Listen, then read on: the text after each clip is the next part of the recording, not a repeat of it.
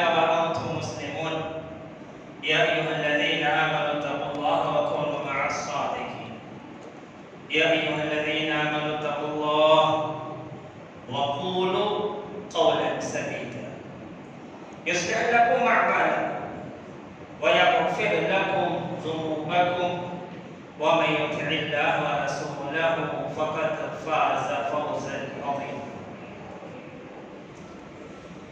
وقال النبي صلى الله عليه وسلم فإن خير الحديث كتاب الله وخير الهدي هدي محمد صلى الله عليه وسلم وشر الأمور محدثاتها وكل محدثة بدعة وكل بدعة ضلالة وكل ضلالة في النار. புகழ் அனைத்தும் எல்லாம் வல்ல அல்லாஹ் ஒருவனுக்கே உண்டாகுமாக. அவரது சாந்தியும் சமாதானமும் இறுதி இறை தூதர் முஹம்மது ஸல்லல்லாஹு அலைஹி வஸல்லம் அவர்களின் மீதும் அன்னாரின் குடும்பத்தினர்கள், தோழர்கள், தாபிஈன்கள், தபா தாபிஈன்கள் மற்றும் நம் அனைவர் மீதும் என்னென்றும் உண்டாவதாக. அன்புக்குரியவர்களே, அல்லாஹ்வின் கிருபையால் இன்றைய தினம் நாம் எடுத்துக்கொண்ட தலைப்பு அன்வாஉன் நஃப்ஸ் வ தஸ்கியத்துன் நஃப்ஸ். நஃப்ஸுடைய வகைகளும் அந்த நஃப்ஸை தூய்மைப்படுத்துவது. இப்ப நஃப்ஸ் என்ற வார்த்தை எதற்கு சொல்லப்படும்? அல்லாஹ் சுப்ஹானஹு வ தஆலா திருக்குர்ஆன்ல பல இடங்களில் நஃப்ஸ் என்ற வார்த்தையை பயன்படுத்துகிறார். இந்த நஃப்ஸ் என்ற வார்த்தை அகராதியில பல பொருளை கொண்டது. அறிஞர்கள் சில நேரத்தில் நஃப்ஸுக்கு ஆத்மா என்று பொருள் வைப்பார், சில நேரத்தில் மனசு என்று பொருள் வைப்பார், சில நேரத்தில் உயிர். அப்ப இடத்துக்கு ஏற்றவாறு இந்த நஃப்ஸுடைய பொருள் மாறும். இப்ப இந்த இடத்துல நாம் பார்க்க வேண்டியது நஃப்ஸ் அப்படின்னா ஒரு ஆத்மா. இறைவன் மனிதனை படைத்த நோக்கம் வமா ஹலக்துல் ஜின்ன வல் இன்ஸ இல்லா லியஅபுதுன். மனிதன், ஜின் இந்த ரெண்டு படைப்பும் அல்லாஹ் சுப்ஹானஹு வ தஆலா அல்லாஹ்வை வணங்குவதற்காக மட்டுமே படைத்திருக்கிறார். அதற்கு பிறகு அவர்களுக்கு கூலியாக அல்லாஹ் என்ன செய்கிறார்? சொர்க்கத்தை கொடுக்கிறார். அல்லாஹ் சொர்க்கத்தை படைத்திருக்கின்றான், நரகத்தை படைத்திருக்கின்றான். ஆனா சொர்க்கத்திலே செல்வதற்கு வழி கடினமானது, நரகத்திலே செல்லக்கூடிய வழி ரொம்ப இலகுவானது. இப்ப நம்மளோட நோக்கமே சொர்க்கத்தை அடையும். ஆனா அதற்கு நிறைய எதிரிகள், நிறைய எதிரிகள். அரபிகள் அதுக்கு சொல்லுவாங்க அல் அஅதா, உருதுல சொல்லுவாங்க துஷ்மன்.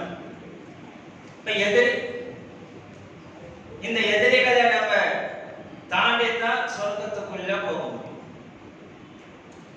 இப்ப இந்த எதிரிகள் என்ன?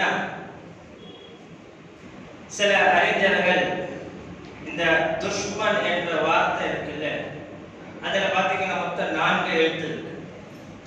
அந்த 4 எழுத்து தான் நம்மளோட 4 எதிரிகள். இந்த 4 எழுத்து தான் நம்மளுடைய 4 எதிரிகள்.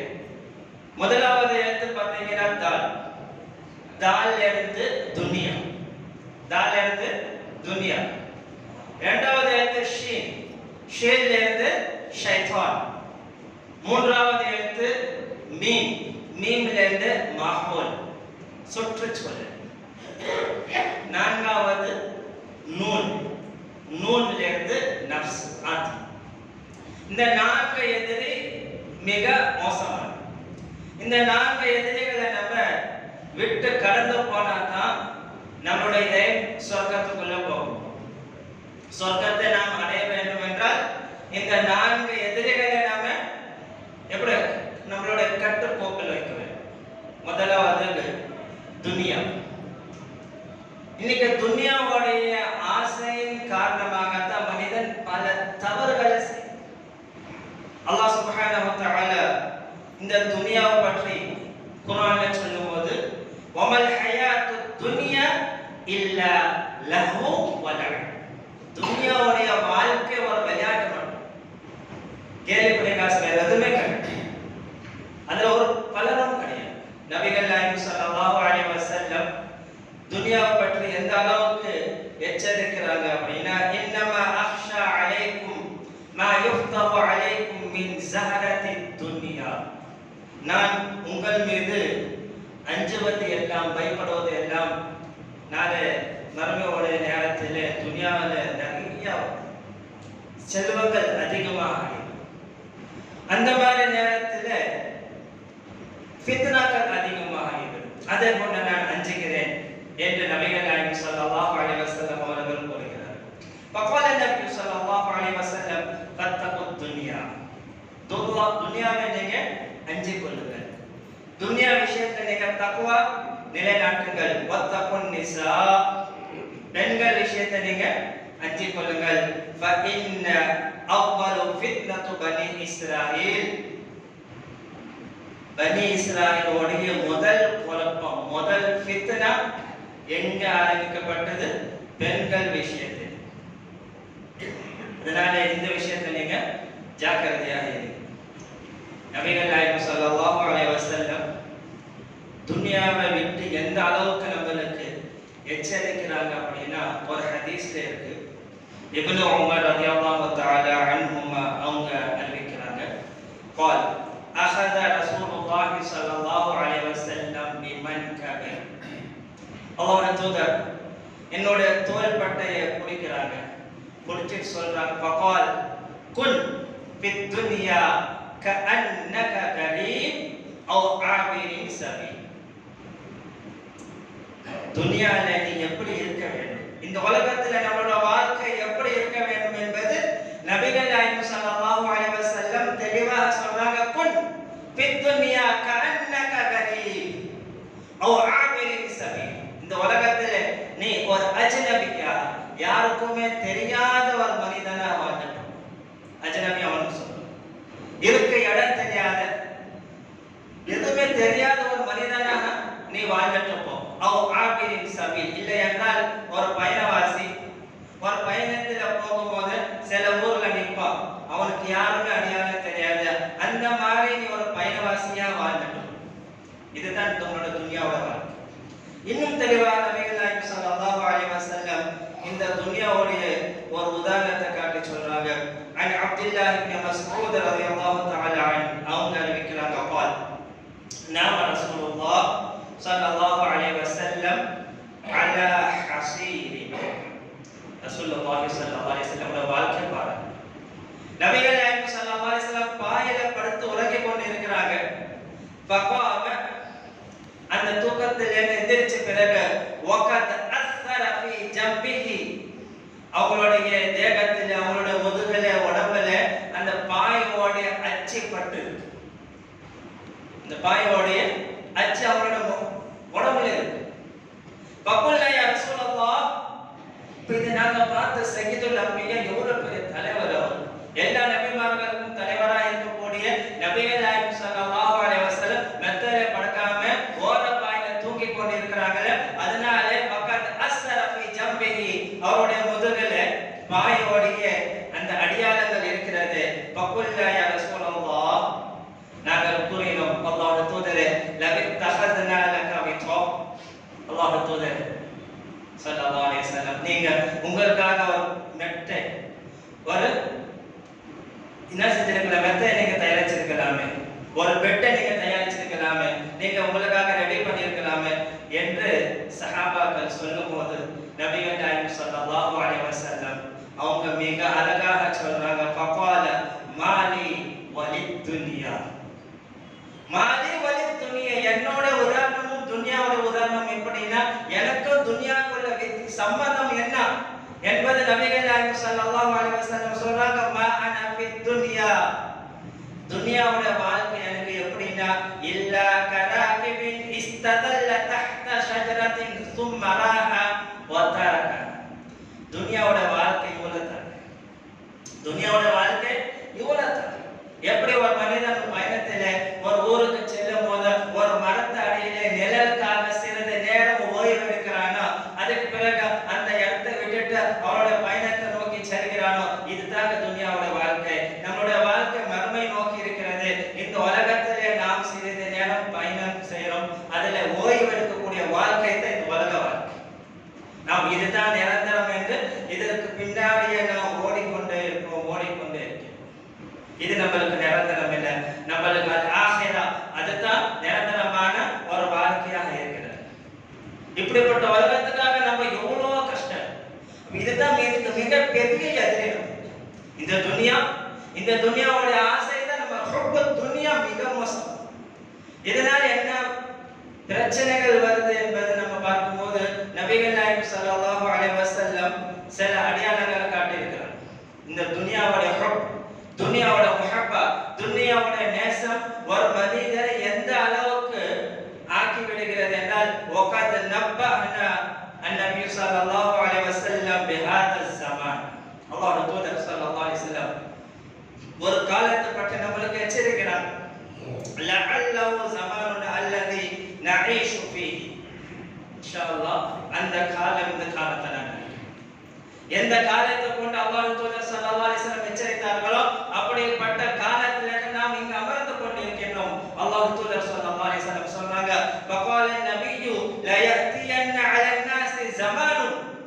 நாளை ஒரு நாள் ஒரு காலம் வரும், லா யுபாலி அல் மர்உ பிமா அஹஸல் மால். மனிதன் கவலைப்பட மாட்டான் அவன் எப்படி சம்பாதிச்சான், எங்கே இந்த பொருள் எடுத்தான் என்பது மனிதன் அதை பற்றி கவலைப்பட மாட்டான். அப்படிப்பட்ட ஒரு காலம். அமின் ஹலாலுன் அம்மி ஹராம், அது ஹலாலா இல்ல ஹராமா என்பது அவனுக்கு அதை பத்தி கவலை இருக்காது. வருமானம் வருதா அது மட்டுமே பார்ப்பான். அப்படிப்பட்ட காலம் தான் இந்த காலம். இந்த பிரச்சனைகள் எதனால வருது? ஹுப்பு துன்யா, துன்யாவுடைய ஆசை, துன்யா மீது நட்பு, துன்யா மீது அன்பு. இந்த துன்யாவை நாம் வரோம். இதுதான் நம்மளுடைய முதல் எதிரியாக இருக்கிறது. இரண்டாவது மாஹோல். இது மிக முக்கியமான மாஹோல். அப்படின்னா நாம் இருக்கக்கூடிய இடம், சுற்றுச்சூழல்.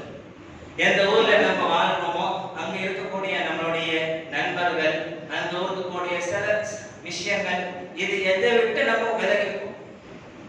அங்க இருந்து கொண்டே நாம திருந்தன முடியாது.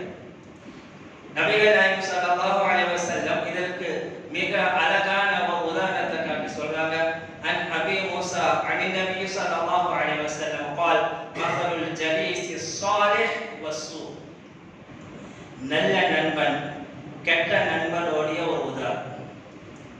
நல்ல நண்பன், நாம் யார் கூட சேர்றோம் அதுதான் நம்மளுக்கு பிரச்சனை. நல்லவங்க கூட சேர்ந்தா ஸஹபத்து ஸாலிஹ், நல்ல அசராத் நம்மளுக்கு கிடைக்கும், நன்மைகள் நம்மளுக்கு கிடைக்கும். ஸஹபத்து ஸூ, கெட்டவங்க கூட நம்ம சேர்ந்து இருந்தோம் அப்படின்னா அந்த தீய பழக்கங்கள் நம்மளிடத்தில் வரும். அப்போ ஜலீசு ஸாலிஹ், நல்ல நண்பனை தேர்ந்தெடுக்கும். இன்னைக்கு நம்மளுடைய பிள்ளைகள் கெட்டு போறதுக்கு மெயின் காரணமே நண்பர்கள். அவன் அப்படி இருக்கிறான், நானும் அப்படி இருக்கோம், அவன் அதை செய்யறான், நானும் இதை செய்யறேன் என்றது எண்ணம் வருவதற்கு அடிப்படையான காரணம். நபிகள் நாயகம் ஸல்லல்லாஹு அலைஹி வஸல்லம் நல்ல நண்பனுக்கும் தீய நண்பனுக்கும் ஒரு உதாரணத்தை காட்டி சொல்றாங்க. கஹாமிலில் மிஸ்க் வனாஃபிகல் கியா. ஒருவர் அத்தரோட கடை வச்சுக்கிறார், இன்னொரு வண்டி வச்சிருக்கிறார். அங்க புகைச்சல் அப்படி இருக்கும், ஒன்னொரு இடத்துல அத்தர் இருக்கு. அப்ப நல்ல நண்பனுடைய உதாரணம் நபிகள் நாயகம் ஸல்லல்லாஹு அலைஹி வஸல்லம் அத்தர் விற்கிற போது சென்ட் விற்கிறார்ல, அதுக்கு உதாரணமாக காட்டுறாங்க.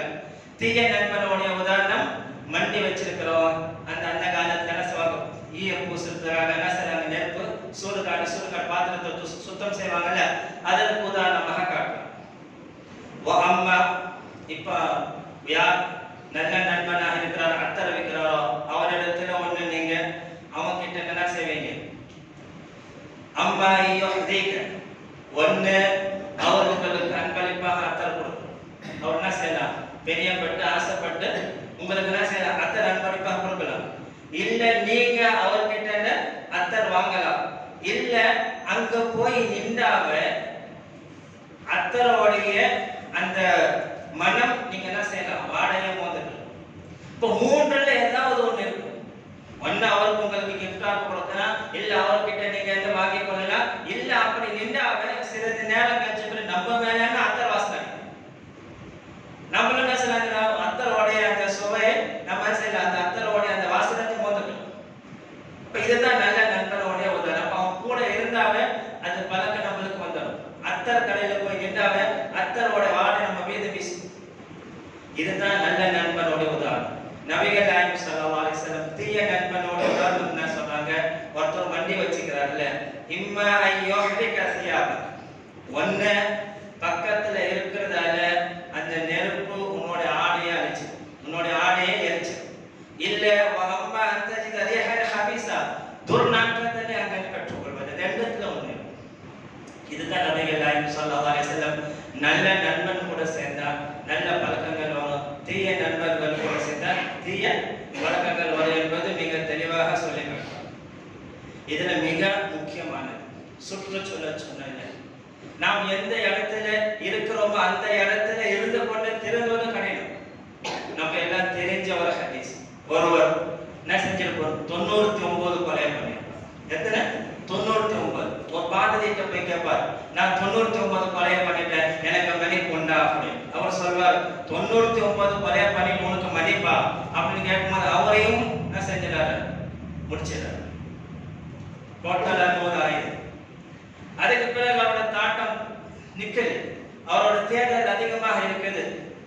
மற்ற ஒரு பாதிரியை போய் சந்திக்கிறார், இது மாதிரி நான் 100 கொலையை செஞ்சுட்டேன், எனக்கு மன்னிப்பு உண்டா? இல்ல நீண்ட ஹதீஸ். அப்ப அந்த மனிதன் அந்த பாதிரி அந்த நபருக்கு சொல்லக்கூடிய ஒரு விஷயம் நல்லா ஞாபகம் வச்சு. இது மிக முக்கியமானது. சில நேரத்துல என்ன பண்ண பார்ப்போம், பிள்ளை ரொம்ப கெட்டு போயிட்டானா உடனே விளையாட்டுக்கு பேக்கப் பண்ணிடும். ரொம்ப நல்லது. இங்க இருந்தா பசங்க கூட சேர்ந்து கெட்டுதான் போகும். அப்ப இந்த மாதிரி நேரத்துல நாம் செய்யக்கூடிய மிக அற்புதமான ஒரு வேலை தான் இது. இது நபிகள் நாயகம் ஸல்லல்லாஹு அலைஹி வஸல்லம் சுன்னால நம்ம பார்க்கலாம், ஹதீஸ்ல நம்மளுக்கு கிடைக்குது.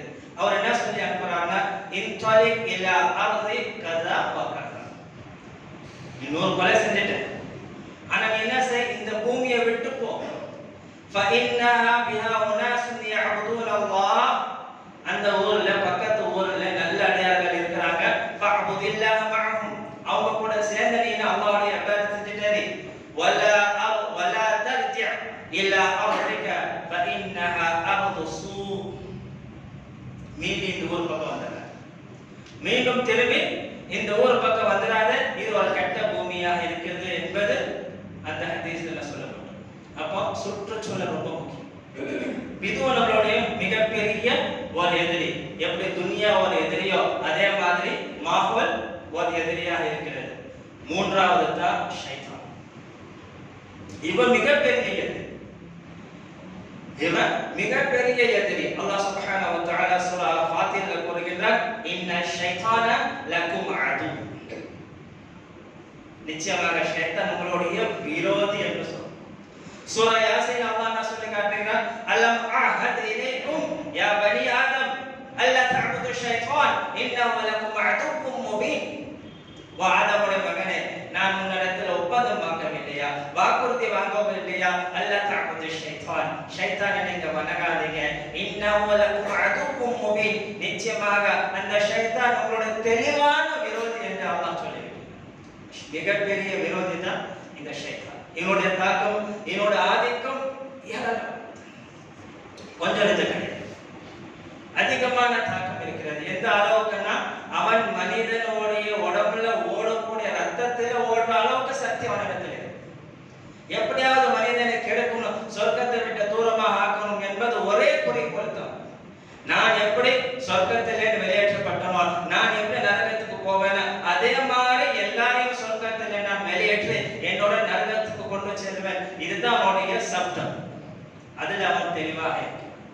அப்ப இந்த விரோதியை நம்ம ஓரக்கட்ட வேண்டும். நான்காவது தான் நப்ஸ். நப்ஸ் நிறைய பேருக்கு நப்ஸ் பத்தி ரொம்ப நாலேஜ் கம்மி.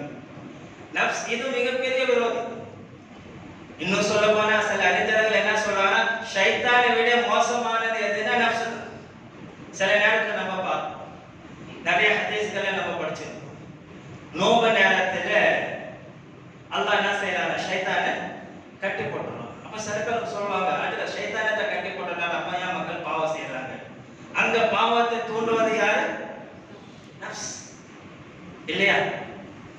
அந்த இடத்துல வேலை செய்யற யாரு? ஷைத்தான். ஷைத்தான் அல்லாஹ் கட்டி போட்டுட்டானா, ஆனா நமக்குள்ள இருக்கக்கூடிய அந்த நப்ஸ் அங்க நம்மள ஏவுறான். அவன் நம்மளுக்கு ஹுக்கும் கொடுக்கறான், அவன் நம்மளுக்கு அமர் செய்யறான், அவன் நம்மளுக்கு கட்டளை இடுறான், நீ இதை செய், இதை செய், இந்த பாவத்தை செய். அப்ப இந்த நப்ஸை நம்ம கட்டுறோம்.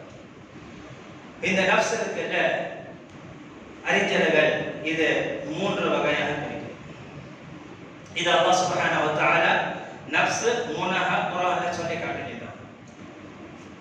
முதலாவது நப்சு ஷரீரா, தீய நப்ஸ், கெட்ட நப்ஸ், கெட்ட ஆத்மா. இரண்டாவது நப்சு ஹைரியா, நல்ல நப்ஸ், நல்ல ஆன்மா. மூன்றாவது நப்சுல் லவ்வாமா. லவ்வாமா அப்படின்னா உள் மனசு நம்மள ஒருத்த தெரியுமா, ஒரு தவறு செஞ்ச பிறகு ஆஹா நான் தப்பு பண்ணிட்டேனே, இப்படி பண்ணியிருக்க கூடாது, இல்ல தப்பு செய்யறதுக்கு முன்னாடி இது பண்ணலாமா பண்ணக்கூடாதா என்ற அந்த உள் மனசு நம்மளுக்கு சொல்ல. நிறைய பேர் சொல்லுவாங்க, என் மனசை இடம் கொடுக்கலாம் கேட்பாங்க, அதை செஞ்சுட்டு போலாமே. ஏதோ ஒண்ணு இருக்கு, உள் மனசு இடம் கொடுக்கல. நம்ம நிறைய வார்த்தை நம்ம பயன்படுத்தும், உள் மனசு ஏத்துக்கலங்க. அந்த உள் மனசு தான் நப்ஸ் அல்லவா.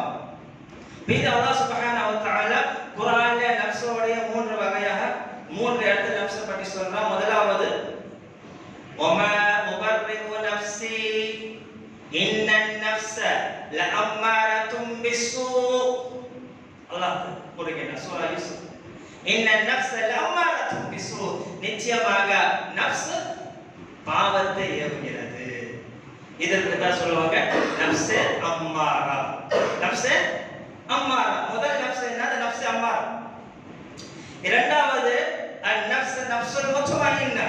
நப்சுல் முத்மஇன்னா அமைதியான நப்ஸ். இது நல்ல ஸ்ட்ராங் ஆயிடுச்சு, அது நல்ல வேலை செஞ்சு ஈமான் அதிகரிச்சு ஸ்ட்ராங் ஆயிடுச்சு. இந்த நப்ஸுக்கு தான் நப்ஸ் முத்மஇன்னா, நிம்மதியான அமைதியான நப்ஸ். இது சூரா அல் ஃபஜ்ர் அல்லாஹ் கடைசி வசனத்துல வருது, யா அய்யதுஹன் நப்சுல் முத்மஇன்னா ارجعي الى ربك راضيه مرضيه وادخلي في عبادي وادخلي جنتي. இல்லையா? அல்லாஹ் சொல்ல, யா அய்யதுஹன் நப்சுல் முத்மஇன்னா, ஒரு பரிசுத்தமான ஆத்மாவே, வத்குலி சொர்க்கத்திலே. நீண்ட ஆயத், மாஷா அல்லாஹ். யா அய்யதுஹன் நப்சுல் முத்மஇன்னா இர்ஜிஇ இலா ரப்பிகி ராதியத்தன் மர்திய்யா. அல்லாஹ்வின் ரப்பின் பக்கம் பொருந்த கொண்டவளாக நீ என்ன செய்வீரே, வத்குலி ஃபி ஜன்னதி வத்குலி ஃபி இபாதி. இல்லையா? சொர்க்கத்திலே நுழைந்து கொள். சொர்க்கத்தில் அல்லாஹ்வுடைய நல்லடியார கூட நீ சேர்ந்து இரு. அப்போ இதுதான் நப்ஸ் முத்மஇன்னா. மூன்றாவது இருக்கு நப்ஸ் லவ்வாமா. சூரா அல் கியாமால அல்லாஹ் சத்தியம் செய்து இல்லையா, லா உக்ஸிமு பியௌமில் கியாமா வலா உக்ஸிமு பின் நப்ஸில் லவ்வாமா. அல்லாஹ் சத்தியம் செய்கிறான், மலாமத் செய்யக்கூடிய, மனசை உறுத்தக்கூடிய அந்த நப்சின் மீது அல்லாஹ் என்ன செய்றான், சத்தியம் என்று சொல்கிறான். அப்ப 3 வகையான நப்சுகள் இருக்கு. இப்ப கேள்வி என்னன்னா, 3 தனித்தனி நப்ஸா இல்ல ஒரே நப்ஸ், அதுக்கு தன்மைகள் வெவ்வேறு? புரியுதா? அப்ப அறிஞர்கள் அந்த எல்லா வசனத்தை வச்சு பார்க்கும்போது ஒரே ஒரு நப்ஸ் தான், ஒரே ஒரு நப்ஸ் தான். அந்த நப்ஸ் லவ்வாவாக மாறும், 2வது ஸ்டேஜ். அதே நப்ஸ் முத்மஇன்னாக மாறும், ஆனா அதற்கு நப்ஸை தூய்மைப்படுத்தும். இதுதான் பாயிண்ட், இதுதான் மிக முக்கியமானது. இந்த நப்ஸுக்கு மேல கொடுக்கும். இந்த நஃப்ஸை நம்ம கண்ட்ரோல் பண்ணணும். இந்த நஃப்ஸை நம்ம சுத்தப்படுத்தணும். எப்படி துணி அழுக்கா ஆயிடுச்சுன்னா நம்ம வாஷிங் மிஷின்ல போட்டு துவைக்கிறோமோ அதே மாதிரி நஃப்ஸ் அசுத்தமா ஆகும்போது, நஃப்ஸுக்கு துரு பிடிக்கும் போது அந்த துருவை நாம் தூய்மைப்படுத்தணும். அல்லாஹ்வுடைய திக்ரை கொண்டு, ஈமானை கொண்டு, தஸ்பீஹை கொண்டு இந்த நஃப்ஸை நம்ம பலப்படுத்தணும். அதிகமான அறிஞர்கள் என்ன சொல்றாங்க, அன்ன நஃப்ஸ வாஹித, ஒரே ஒரு நஃப்ஸ் தான் நஃப்ஸே அம்மாரா. அதுக்கு அடிப்படையான நஃப்ஸ். எந்த நஃப்ஸ் பாவத்தை ஏவுதோ அதுதான் நஃப்ஸ் அம்மாரா. அது ஒரு நஃப்ஸ் மட்டும்தான். ஆனா அதே நஃப்ஸ் வலக்கின் லஹா சிஃபாத்துன் துஸம்மா பிஇஅ்திபாரி குல்லி சிஃபத்தின் பிஸ்மி. அந்த சிஃபாத்தை கொண்ட தன்மைகள் கொண்ட அந்த நஃப்ஸுக்கு பேர் மாறுது, ஒரு ஆற்றல் மாறுது, ஒரு தர்ஜா, ஒரு அந்தஸ்து உயர்த்தப்படுகிறது. அடிப்படையான நஃப்ஸ் ஒரே ஒரு நஃப்ஸ் அம்மாரா. அதுதான் பாவத்தை ஏவுது. அதுதான் மிகப்பெரிய விரோதி. அதுதான் நம்மளோட டேஞ்சர். இப்ப இந்த நஃப்ஸ் என்ன செய்யுதுன்னா, நம்ம ஈமான பற்றி உள் வாங்கும் போது, ஈமானை சுமக்கும் போது அந்த நஃப்ஸ் லவ்வாவாகும் மாறுது. என்ன அடுத்த அந்தஸ்துக்கு போகும். முன்னாடி பாவம் மட்டுமே செஞ்சுட்டு இருக்கும், அது எதை பத்தியே கவலைப்படாது. என்னன்னா அல்லாஹ் ஹராம் ஆக்கி இருக்கிறான் அத்தனையும் செய்ய, அதுதான் நஃப்ஸ் அம்மாரா. ஆனா நமக்கு கொஞ்சம் அல்லாஹ்வுடைய குர்ஆன் படிக்க ஹதீஸ்கள் படிக்க நல்லவர்களுடைய சுஹபத்துல அவங்க கூட இருக்க என்ன ஆகும்னா இந்த நஃப்ஸ் பயிற்சி அடைஞ்சு நஃப்ஸே லவ்வாமாகுமா. அது என்ன ஆகுது, பாவம் ஒரு பெண்ணை பார்த்த உடனே பார்த்துடும். அதுக்கு பிறகு மன உறுத்தலை அல்லாஹ் குர்ஆன்ல ஹராம் ஆக்கி இருக்கிறான், அந்நிய பெண்ணை பார்க்க கூடாதுன்னு சொல்லியிருக்கான், நீ அதை பார்த்திருக்கிறேன் என்ற அந்த உறுத்தல், அந்த அச்சம், அந்த பயம் ஏற்படுத்த, இதுதான் நஃப்ஸே அம்மாரா. இல்ல அந்த பாவத்தை செய்ய விடாம நம்மள தடுக்கும், இதுதான் நஃப்ஸே லவ்வாம். அப்ப இது இரண்டாவது ஸ்டேஜ்ல வரும். அதுக்கு பிறகு பைதா கவா, அந்த நஃப்ஸ் இன்னும் அதிகமாக கவியாகும் போது, அதிகமாக நாம ஜிக்ர் செய்யும் போது, அந்த நஃப்ஸுக்கு தஸ்கியா கொடுக்கும் போது, தூய்மை அடையும் போது அது என்ன செய்யுது, நஃப்ஸே முத்மஇன்னாவா மாறுது. நஃப்ஸே முத்மஇன்னாவா மாறுது. இப்ப நாம் முடிவு எடுக்கணும், நம்மளோட நஃப்ஸ் எந்த நிலையில இருக்கு. நஃப்ஸ் அம்மாராவா, நஃப்ஸ் லவ்வாமாவா, இல்ல நஃப்ஸ் முத்மஇன்னாவா. நஃப்ஸ் அம்மாரானா அது மிக விரோதி. இப்ப நாம் நம்மளுடைய நஃப்ஸ் முத்மஇன்னாவா மாத்தணும். அதுதான் தஸ்கியத்துன் நஃப்ஸ். அதுதான் தஸ்கியத்துன் நஃப்ஸ். நஃப்ஸ் ஆத்மாவை சுத்தப்படுத்துவது, நம்மளுடைய நஃப்ஸை தூய்மைப்படுத்துவது. இப்போ ஷைத்தான் நம்மளோட விரோதி நம்ம தெரிஞ்சுக்கிட்டோம், அதே மாதிரி நஃப்ஸும் நம்மளுடைய விரோதி என்று தெரிஞ்சுக்கிட்டோம். இந்த ரெண்டுத்துல எது டேஞ்சர், ஷைத்தானா நஃப்ஸ்? குர்ஆன் ரீதியாக பார்க்கும்போது ஷைத்தான் தான் பக்கா விரோதி என்று அல்லாஹ் தெளிவாக சொல்லியிருக்கிறான். ஆனா சில அறிஞர்கள் இந்த அளவுக்கு ஒரு விளக்கத்தை கொடுக்குறாங்க அப்படின்னா, ஆதா விரோதிகளிலே மிக மோசமான விரோதி எது அப்படின்னா நஃப்ஸ். இன்னும் சொல்ல போனா ஷைத்தானை விட அதிகமான பிரச்சனை உள்ளது எதுனா நஃப்ஸ் தான். அதனால நஃப்ஸை தூய்மைப்படுத்துவது மிக மிக முக்கியமானது. அதுதான் தஸ்கியத்துன் நஃப்ஸ். இன்ஷா அல்லாஹ் வரக்கூடிய வாரங்களில் அந்த நஃப்ஸை நாம் எப்படி தூய்மைப்படுத்துவது, எப்படி தஸ்கியா செய்வது.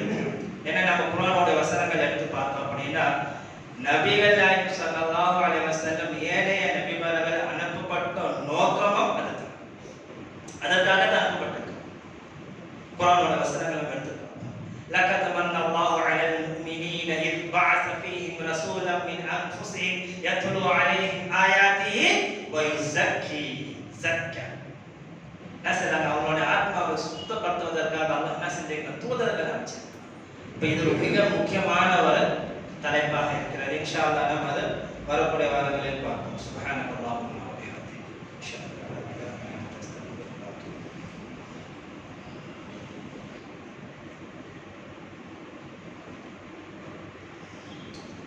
ولله الحمد رب السماوات ورب الأرض رب العالمين وله الكبرياء في السماوات والأرض وهو العزيز الحكيم. قال الله تعالى في القرآن المجيد والفرقان الحميد: أعوذ بالله من الشيطان الرجيم. بسم الله الرحمن الرحيم. يا أيتها النفس المطمئنة ارجعي إلى ربك راضية مرضية فادخلي ادخلي في عبادي وادخلي جنتي. وقال النبي صلى الله عليه وسلم: نعمتان مغبون فيها كثير من الناس، الصحة والفراغ، أو كما قال عليه الصلاة والسلام. إن الله وملائكته يصلون على النبي يا أيها الذين آمنوا صلوا عليه وسلموا تسليما. اللهم صل على محمد وعلى آل محمد كما صليت على إبراهيم وعلى آل إبراهيم إنك حميد مجيد. اللهم بارك على محمد وعلى آل محمد كما باركت على إبراهيم وعلى آل إبراهيم إنك حميد مجيد. إن الله يأمر بالعدل والإحسان وإيتاء ذي القربى وينهى عن الفحشاء والمنكر والبغي يعظكم لعلكم تذكرون. واذكروا الله يذكركم وادعوه يستجيب لكم ولذكر الله تعالى أعلى مولى وعز وجل وأعظم.